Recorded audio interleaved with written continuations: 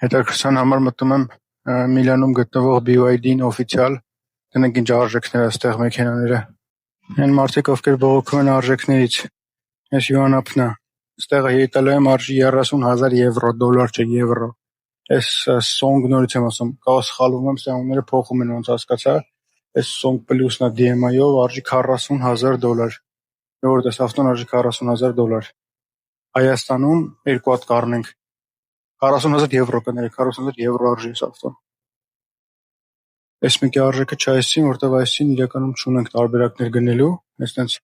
վերջին մոդելն է, գնված է արդեն, սպասում է իր հաճախորդը պետք է այսօր գա տանի։ Չեմ կարա զարմանքս թաքցնեմ, այս արժեքներով շատ մարդ կար, առնում էին, ես երկար սպասեցի, որ մտնեմ BYD սալոն, այն մարդիկ, ովքեր ասում են, որ եվրոպական ավտոները չեն հասնի չինականներին, իմ կարծիքով շատ լավ։ Այն մարդիկ, ովքեր ասում են չի հասնի կյանքում չինական BYD-ները եվրոպական ժողովուրդ, Եվրոպայում եկել են լիքը մարդ BYD առներ ու անկեղծ sense նայում էին գնել էին հարցում, դե հիմա մի հատ կին լիզինգ ա բանում, չեմ ուզում նկարեմ,